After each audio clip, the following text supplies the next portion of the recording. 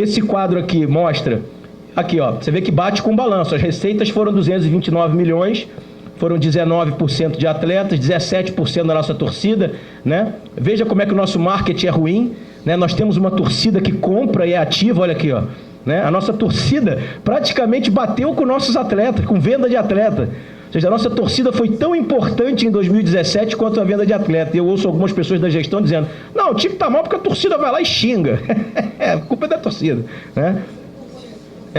Né? TV 47%, outro, olha o nosso marketing aqui. E as dívidas bancária, fiscal, trabalhista e outros, tá?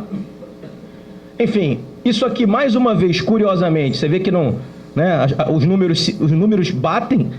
Isso aqui são só as remunerações do futebol, ok? Que eu falei para vocês lá no outro slide que o futebol custou 130 milhões em 2015. Aqui está 78, mas aqui é só salário, só. Então, na verdade, a folha, como eu falei para vocês, os investimentos custavam isso aqui no ano. Aí, ó, pula de 78 para 130 em 2016. Eles fazem um aumento exponencial agora em 2017, 122. Em 2017, o Fluminense foi a 8ª maior folha da primeira divisão. Não, fazemos futebol baratinho. Não, ele estava entre os 10 mais bem pagos e ficou em 13º, ok? Ou 14º, agora não me recordo. 50% dos direitos econômicos em 2017, 64% dos direitos econômicos em 2016. Evolução da dívida, rapidamente. Como eu falei no início, a dívida começou em 98, foram equacionados, em 2011 nós conseguimos o ato trabalhista, ou seja, todo e qualquer processo ajuizado até novembro de 2011 não penhorava mais as contas do clube, né? Foi um trabalho que a gente fez, na época eu fiz, que era advogado trabalhista do clube, então aqui parou. Só que de lá para cá, a dívida cresceu de maneira exponencial fora da centralização. Adere ao Profut em 2015. Moral da história, quando esses caras ganharam a eleição, eles tinham R$1.400 para pagar de ato trabalhista, mas mais ou menos 900 mil de Profut. Essa era a dívida do Fluminense mensal. Só que eles conseguiram triplicar o que está fora disso aqui. Hoje dizem que não está pagando o Profut. As novas dívidas construídas foram aqui, ó.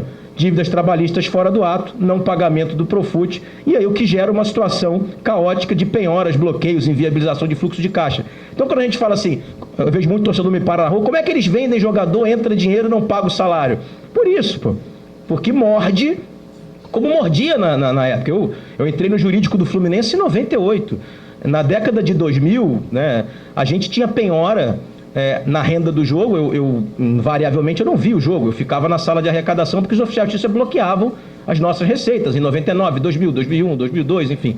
A gente conseguiu o ato trabalhista em 2004, depois por descumprimento fomos excluídos e só reobtivemos em 2011. Mas de 2011 em diante, porque é muito legal, as pessoas só falam, a gente está falando desse número porque a gente conhece esses números, mas, por exemplo, as comissões técnicas de 2013, aqui quando o Celso falou que acabaram tirando o Sandro Lima, enfim, as comissões técnicas de 2013, o Fluminense não pagou nenhuma. O Fluminense mandou o Abel embora, o Vanderlei Luxemburgo, o Dorival, não pagou ninguém. Ok? Então, quando esse cara aqui assumiu a vice-presidência em maio de 14, ele vai se lembrar, em janeiro de 14, o elenco tinha 10 meses de margem atrasada, é mentira?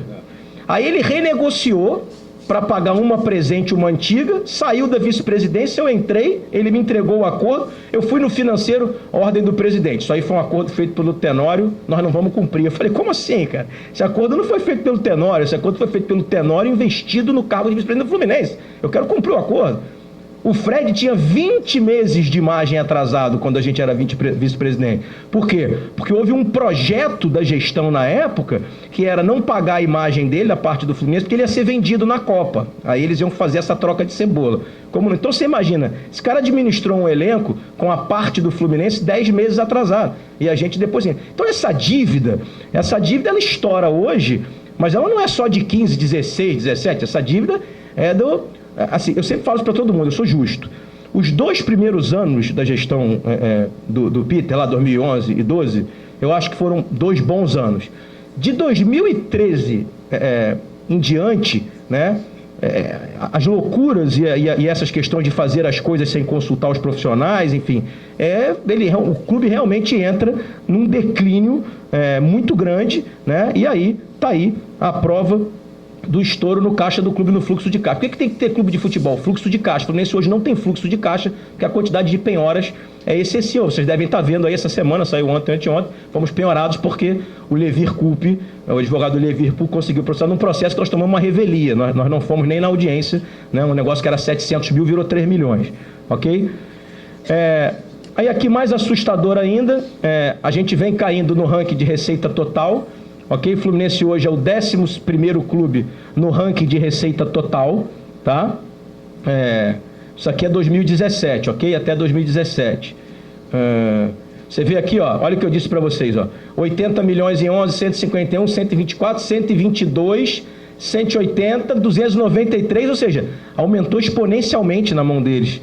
E mesmo assim nós somos o 11º, tá? Ranking por receita por transferência de atleta, olha aqui, ó. Nós somos o 19º clube hoje em receitas sem as vendas de atleta. Então, lembra que eu falei para vocês que em 2015 performou porque vendeu os atletas? Quando a gente não vende atleta, nós somos a 19ª força em receita no futebol brasileiro hoje. Só estamos na frente do esporte, ok? Ou seja, porque não há nenhum outro trabalho a não ser, fizemos um garoto xerém, empurra para fora, vende. Só fazem isso. Não fazem marketing, não interessa aumentar o projeto sócio-futebol, né? Porque o torcedor vai votar, né? Então não interessa ter o voto pela internet, não interessa. A gente falava isso na eleição, assim. Estamos até chovendo no molhado. Quem quiser entrar aí para ver o nosso projeto de 2016, estava tudo isso escrito, né? O Inter agora teve uma votação com 64 mil torcedores aptos e votaram acho que 16 mil pelo app. Né? Inacreditável que na era da tecnologia o torcedor não possa votar no candidato presidencial lá em Brasília ou em São Paulo. Inacreditável. É a manutenção do status quo. Né? Receita total em milhões, nós ainda estamos em 11º, mas aqui inclui a venda de atletas, ok? Isso aqui acho que o slide repetiu, né? Enfim, ranking por custos com futebol. Aí veja bem, mesmo com todo esse discursinho de apequenamento, de nós precisamos diminuir, nós estamos em 10º, pô, em 2017. Nós fomos o 10º que mais gastou dinheiro, ok? Ranking de superávit, aí que beleza. Agora a gente está em 20º, ok? Isso é da revista Exame, tá, gente? Isso aqui não é um chute de um advogado que não entende de número que sentou no escritório e fez. Isso é revista Exame, tá? 20º clube em ranking de superávit e déficit é o Fluminense Futebol Clube hoje, tá?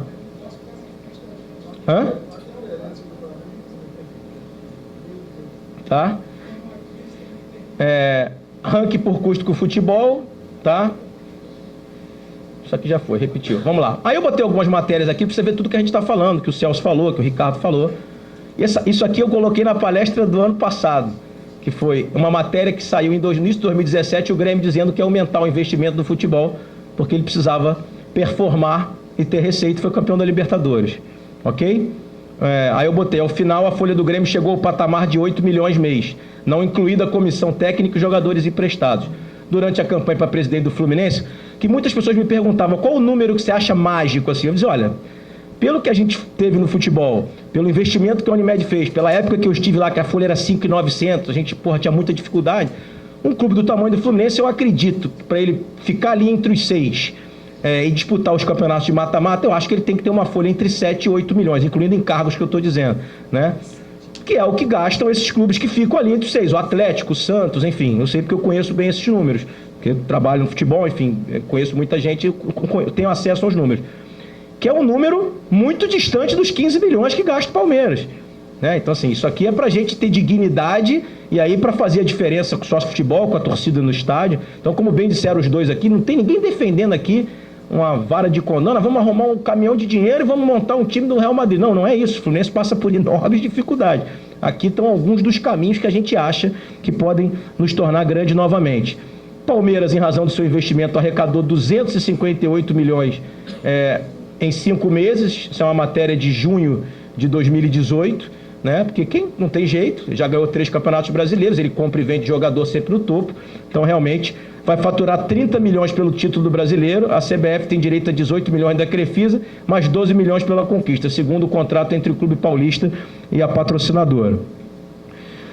Cruzeiro, né, que é um clube que tem uma dívida hoje muito parecida com a nossa, um clube muito endividado, mas que entendeu que precisa minimamente de alguma coragem, né? Também montou um time inteligentemente para ganhar a Copa do Brasil. O Cruzeiro entendeu isso que a gente está falando aqui. Falou, pô, não vou conseguir brigar no tete-a-tete com um cara que gasta 15, 16 milhões por mês. Eu vou gastar meus 8, 9, né, Celso? Acho que deve ser a folha deles, deve gerar ali entre 8 e 9 milhões por mês, né? Com tudo, e conseguiu ganhar a Copa do Brasil, né?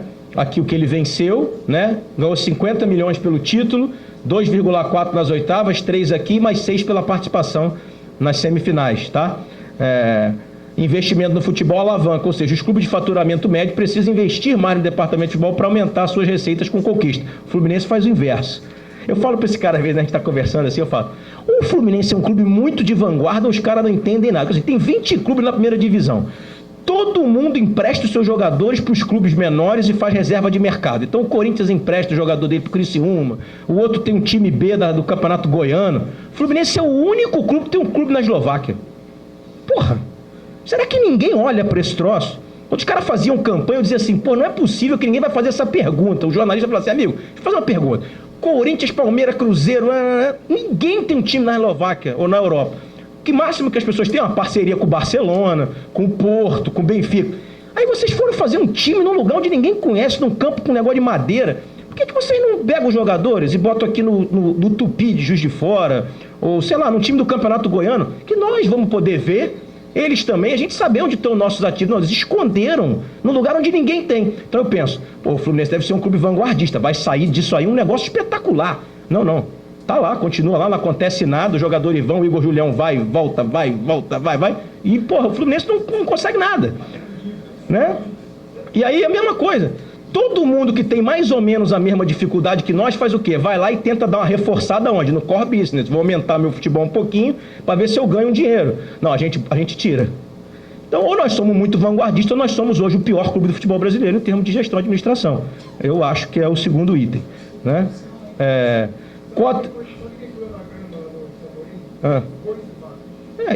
isso.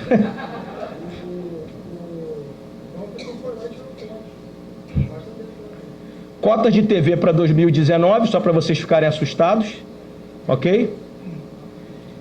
A cota piorou, tá? 2019 a cota é menor. Vou dizer para vocês, temos que agradecer a vitória contra o América. Não sei se vocês sabem, esse era o primeiro ano sem a cláusula paraquedas. Existia uma cláusula chamada cláusula paraquedas, quando o clube caía da primeira para a segunda divisão, mantinha a cota para ele poder voltar. Esse ano ia cair para 7 milhões. Então, possivelmente, nós não íamos voltar. Né? Possivelmente, nós não íamos voltar. Né? Soluções para o Fluminense. Vamos lá. Daqui em diante, a gente vai terminar e aí vai passar a bola para vocês para mandarem as perguntas e a gente vai ter uma meia horinha, uma horinha para responder a vocês. O clube se fixou nos últimos 4 anos entre a 12ª e a 14ª posição. Isso é uma certeza. Os números estão ditos aqui para vocês. Ok? Quem investe tem mais êxito no campeonato de ponto corrido. Eu acho que isso é uma certeza. Ok? Soluções para o Fluminense com o cenário financeiro atual, na nossa opinião. Priorizar disputa das competições de mata-mata. Exemplos, 2015, Copa do Brasil, nós conseguimos ir um pouquinho longe, e na Sul-Americana em 17 e 18, apesar de times limitados, né? Então, assim, não é só priorizar por priorizar, vamos ganhar essa, não, é investir para ganhar elas, né? Porque aí eu preciso investir menos que no ponto corrido. Lutar pela melhor divisão de cotas de TV, se a gente não brigar por isso, nós estamos fadados a sermos liquidados ao longo dos próximos 10, 20 anos. Destinar a maior parte dos seus recursos para o departamento de futebol, que é captador de 90% das receitas da instituição. Criar um centro de inteligência de futebol, ou seja, uma coisa que eu brigava lá, eu perguntava, quanto é que ganham os meninos aí que vão para a Copa São Paulo? Aquilo tudo não custava 50 pratas por mês, um monte de profissional. Eu dizia assim, cara, como é que um clube que não tem dinheiro e paga 200 mil por jogador, 300 mil... Não faz um investimento maior no cara que vai ao mercado buscar um jogador para mim, que eu não tenho acesso e que eu também não tenho dinheiro para comprar. Então, porra, da onde eu tiro a inteligência para trazer? Eu tenho que ter um baita investimento. Nem sala os caras tinham, pô. É mentira o que eu tô falando? O cara ficava numas mesinhas do lado de fora da nossa sala com um papelzinho. Eu dizia, pô, inacreditável. É inacreditável. Entende? Que aí o supervisor, nosso Rodrigo Henrique, né, que nosso grande amigo lá, supervisor do Fluminense há 10 anos, ele tem a língua presa assim, falava assim, Magro, aqui no Fluminense, pessoal engole o elefante e engasga na formiga. Porra, essa frase, meu amigo, eu levo aqui no meu bolso. Pior tipo de gestor é o cara que engole o elefante e engasga na formiga. O Fluminense só engasga na formiga, ok? Vídeo centro de treinamento, né? Fez um centro de treinamento de 6 andares, nenhum centro de treinamento no mundo tem 6 andares, todos têm 2, 3. Até hoje é carro-pipa e gerador, né? Fez uma academia de 700 metros quadrados quando precisava de 200, né? Não precisava daquele tamanho, né? Então, enfim, os campos estão inacabados até hoje, então a gente engole o elefante, né? Porque precisava construir rápido para poder ter o objetivo eleitoral, que era vencer a eleição. Fortalecer ainda mais as divisões de base e fazer giro na venda com jogadores médios, ou seja, você fortalece, tem aqueles jogadores médios ali, você gira e vende, e aí você pode segurar um Pedro mais tempo. Se você vende 4 garotos médios, você segura o Pedro mais tempo. Quando você não está fazendo 4, 5 médios, você tem que limar o garoto, que é o melhor jogador, o melhor centroavante do campeonato. Estava vendido, só não foi porque machucou o joelho, né? Aumentar o investimento para trazer mais receitas ao clube. Patrocínio Master, inacreditável que o Fluminense não tenha um patrocínio Master, inacreditável. Não, aí o argumento eu queria 11, a Caixa só deu 9, mas você tinha algum de 10? Não, porra. É assustador, cara, é assustador, porra, é assustador, cara. Se o cara chega com 6, eu pego. Vou falar, meu amigo, só é o seguinte, minha camisa vale 14. Vamos meter uma cláusula aí que chegar um cara de 14, como você é instituição pública, você vai sair fora. Beleza? Pô, beleza. Acabou, meu amigo. Senta e negocia. Inacreditável que você não faça um contrato desse. Todo mundo fez. Eu sei que eu conheço o contrato dos outros, mas o Fluminense não. Né? Não. Sim, não teve. Né? Revitalização do programa de sócio futebol, com sistema de milhagens, para a gente ter pelo menos aí... Se o nosso torcedor já pagar a folha do time, está excelente. E para isso eu não preciso mais do que 20 mil sócios de futebol. As pessoas falavam na eleição para nós assim, porque eu não sei quem tem 1.000, 100 mil. Eu falava, gente, olha só, o Fluminense tem 5 milhões de torcedores, sei lá, 6. Eu preciso fidelizar 60, porra, que é o que cabe no Maracanã.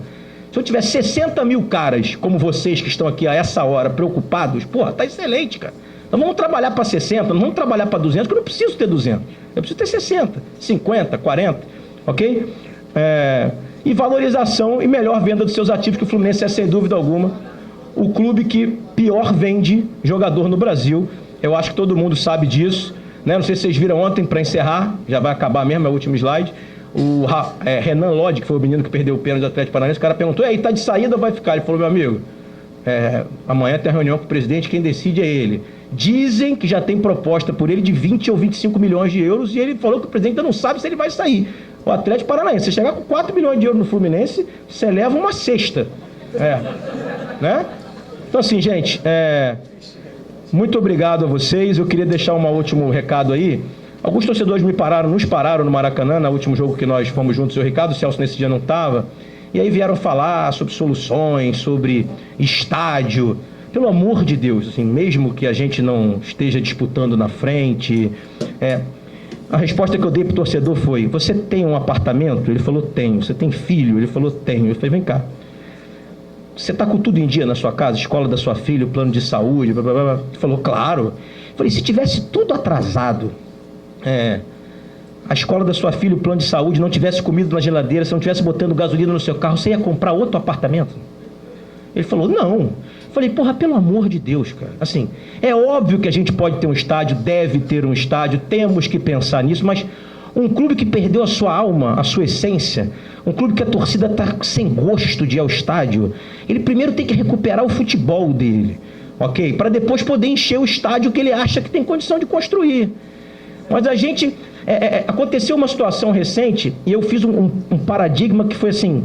Teve uma semana que saiu uma notícia dizendo que o jogador estava com salário atrasado, na outra que cortaram o plano de saúde, o filho do funcionário do jogador se cortou, não pôde ser atendido, que não tinha carne no almoço dos funcionários, que eles mandaram tirar a carne, né? Aí no final dessa semana, eu vi uma entrevista do presidente Abad com o Diogo Bueno, falando que eles estavam montando um projeto para reconstruir as Laranjeiras, porra! Aí eu virei e falei pra minha mulher assim em casa, isso é igualzinho político convencional, não tem saúde, não tem educação, não tem dinheiro, o nego rouba a prefeitura, aí faz uma ponte. Aí ele vai lá e vota. Porra, bicho. É inacreditável, bicho. É inacreditável que você não pense que um clube de futebol tem que, antes de qualquer coisa, ter um baita futebol. Para depois ter o resto. Entende? É óbvio que nós vamos construir, vamos, se Deus quiser, porque nós somos um clube gigantesco.